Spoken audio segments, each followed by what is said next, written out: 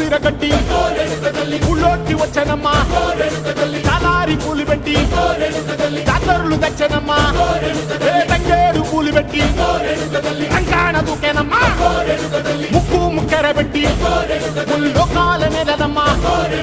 ముందార చూడంగా మున్నూరు కన్నులమ్మా వెనకాల చూడంగా ఏనూరు కన్నులమ్మా సాధు సిద్ధులంతా సాగిల పడ్డరమ్మా మహారాజు రాజులంతా